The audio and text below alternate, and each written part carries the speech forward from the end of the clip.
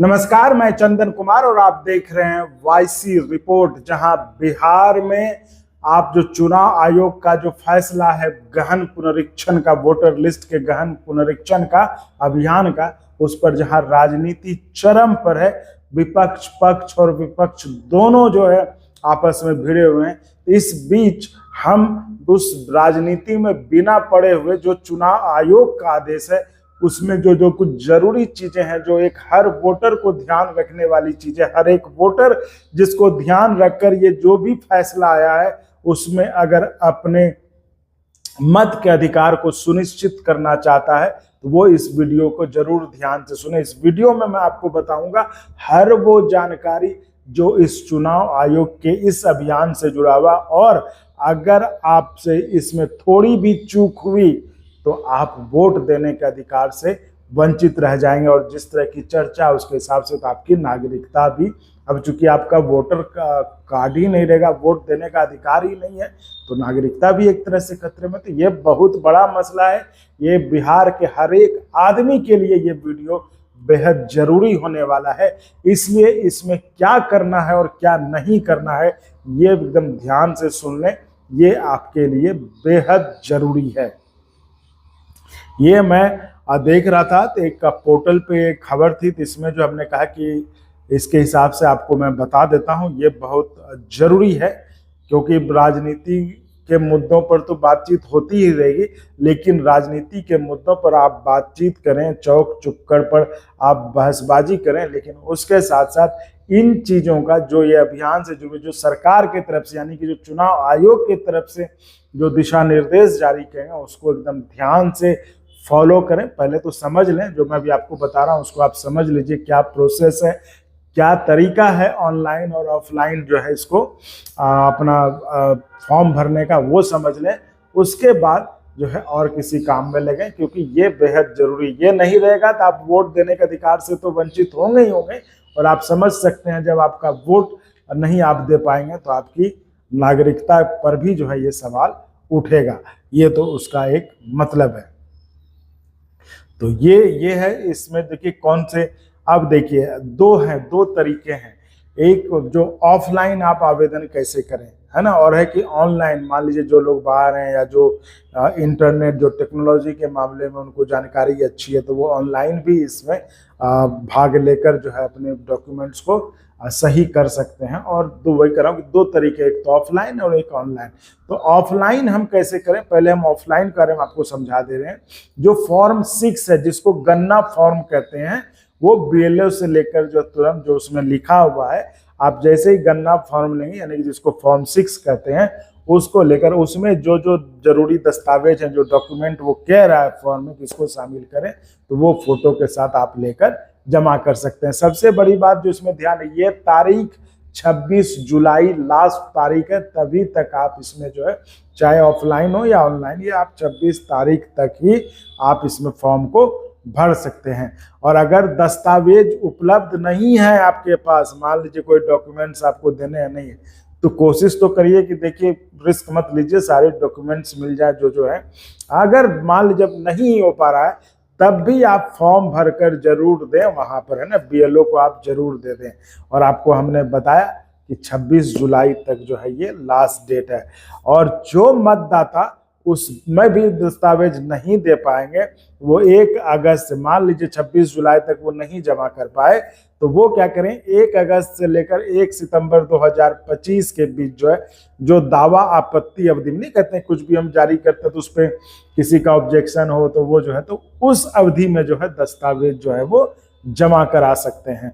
और दस्तावेज जब जमा हो जाएगा तो उसका फिजिकल वेरिफिकेशन जो है 1 से 25 सितंबर के बीच में होगा। मान लीजिए सारी प्रक्रिया के तहत जितने भी जो है फॉर्म्स जमा होंगे, डॉक्यूमेंट्स जमा होंगे, उसका फिजिकल वेरिफिकेशन यानी हर घर जाकर जो है ये 1 से 25 सितंबर के बीच होगा। और फाइनल जो वोटर लिस्ट है, जो कि इस 2025 के चुनाव में जो मतदाता वोट दे पाएंगे, जो वो फाइनल वोटर लिस्ट होगा, उसका प्रकाशन जो है 30 सितंबर 2025 को किया जाएगा। तो ये था आपका ऑफलाइन तरीके से आप कैसे आवेदन। अब हम चलते हैं आपको ऑनलाइन जो है, ऑनलाइन तरीके से आप कैसे इसमें आवेदन कर सकते हैं। अब देखिए फॉर्म को ऑनलाइन भरने के लिए QR कोड है, आप उससे कर सकते हैं। चुनाव आयोग की वेबसाइट है, सबसे पहले तो चुनाव की वेबसाइट जाएंगे, वहां पर आप ये कर सकते हैं। अब 1 जनवरी 2023 तक के मतदाता सूची में दर्ज मतदाताओं को कोई भी जो है दस्तावेज देने की आवश्यकता नहीं है ना। तो ये है, लेकिन आपको फॉर्म देना है, आपको वो कर देना है। तो 2003 की जो हम 1 जनवरी 2003 तक, ये ध्यान से रखिए, 1 जनवरी 2003 तक मतदाता सूची में जो भी मतदाता दर्ज है उनको कोई दस्तावेज देने की जरूरत नहीं है। अब 2003 की मतदाता सूची अब कहीं कहाँ है, तो वो चुनाव आयोग की वेबसाइट पर उपलब्ध है। अब इसमें सवाल उठता है कि आखिर वो दस्तावेज कौन कौन है जो कि मान, इस पर भी बड़ा कंट्रोवर्सी चल रहा है कि उसमें आधार कार्ड, वोटर कार्ड को रखा ही नहीं है। अब ये जान लीजिए कि वो कौन से दस्तावेज हैं जो कि मान्य है, जो जरूरी है। पहला है पासपोर्ट, जन्म प्रमाण पत्र, जाति प्रमाण पत्र, वन अधिकार प्रमाण पत्र, राष्ट्रीय नागरिक रजिस्टर यानी कि NRC जिसको कहते हैं, किसी मान्यता प्राप्त बोर्ड या यूनिवर्सिटी की ओर से जारी किया गया आपका जो एजुकेशनल सर्टिफिकेट होता है, जैसे आप है ना मैट्रिक का लगाते हैं जिसमें आपका डेट ऑफ बर्थ वगैरह सब कुछ है। अस्थायी निवास प्रमाण पत्र, बैंक, पोस्ट ऑफिस, LIC आदि की ओर से जो है मतलब 1 जुलाई 1987 से पहले जारी किया हुआ कोई सर्टिफिकेट, क्योंकि उसमें सब कुछ सही रहता है। या सरकार का कोई भी जो है भूमि या मकान आपको आवंटित हुआ है तो उसका सर्टिफिकेट जो है वो। तो इस तरह से फिर राज्य सरकार या स्थानीय प्राधिकार द्वारा जो भी कोई अगर पारिवारिक रजिस्टर होता है उसको जो आप करें। और जो कर्मचारी हैं, कर्मचारियों के लिए खास है कि पेंशन भोगी और जो कर्मचारी उनका जो ID कार्ड है उसमें सारे डिटेल होते हैं, तो वो भी आपके लिए जरूरी दस्तावेज है। जिसको क्या एक बार मैं फिर आपको बता देता हूं कि एक नज़र में जो जरूरी तारीख है वो ये है कि 25 जून से जो कि अभी चालू है, 26 जुलाई तक आप गन्ना फॉर्म यानी कि जो फॉर्म 6 है वो आप BLO को जमा कर सकते हैं। ऑफलाइन में आप BLO को दे सकते हैं और ऑनलाइन में जो है आप चुनाव आयोग की वेबसाइट पर दें। मतदाता सूची का जो प्रारूप है वो 1 अगस्त से होगा। उस पर जो है जो दावा, आपत्ति, ऑब्जेक्शंस वगैरह जो है उसके लिए 1 अगस्त से लेकर 1 सितंबर तक है और 21 से 25 सितंबर तक फिजिकल वेरिफिकेशन होगा। और इन सब के बाद 30 सितंबर को फाइनल वोटर लिस्ट जो है उसका ऐलान किया जाएगा, जो कि वही जो है आखिरी रूप में मतलब फाइनली जो है वही वोटर होंगे। अब इसमें जो विशेष प्रावधान क्या है, अगर मतदाता के पास दस्तावेज नहीं है तो स्थानीय जांच या अन्य प्रमाण के आधार पर निर्णय लिया जाएगा। तो ऐसी स्थिति में बहुत जरूरी है कि आप जो है पहले तो अपना दस्तावेज ही इंतजाम कर लें, बाकी स्थानीय जांच में जो आएंगे उनको आप अपनी बात को मजबूती से रखिए। अब जो वृद्ध हैं, दिव्यांग हैं या अन्य विशेष श्रेणी के, उनके लिए वॉलंटियर की सुविधा उपलब्ध कराई जाएगी इसके लिए।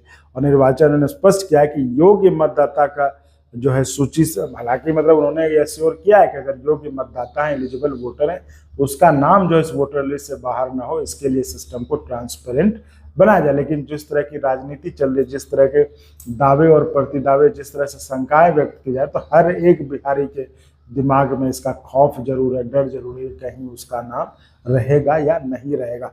तो मैं कह रहा हूँ कि राजनीति पर तो बात होती रहेगी, लेकिन ये जरूरी बात थी कि एक नागरिक होने के नाते, एक वोटर होने के नाते, ये जो चुनाव आयोग के तरफ से जो आया है उस पर हमें जानकारी होनी चाहिए और वो कौन से दस्तावेज हैं वो हमारे पास होने चाहिए, ताकि हमारी किसी गलती की वजह से हमारा नाम ना छूटे। क्योंकि आपका नाम अगर छूट गया तो आप इसके रिपरकशंस यानी कि इसके जो नुकसान होने वाले हैं वो आप समझ सकते हैं। तो इसलिए मेरे भाइयों, ये मैं कहूँगा कि चुनावी चर्चा में खूब मशगूल होइए, खूब रैली में जाइए, लेकिन ये काम जरूर कर लीजिए। अगर इस वीडियो को पूरा नहीं सुन पाए तो पीछे जाके सुन लें, हमने इस पर सब कुछ बताया कि क्या तरीका है, कैसे आप ऑनलाइन ऑफलाइन आप अप्लाई करेंगे, कौन कौन से दस्तावेज आपके पास होने चाहिए और कब तक ये होने चाहिए। ये वीडियो आपके लिए बेहद खास है, इसलिए इसको तमाम जो है बिहार के तमाम वोटर तक पहुंचाइए ताकि उन्हें इस बात की जानकारी हो और वो किसी भी कारण से वोटर लिस्ट से उनका नाम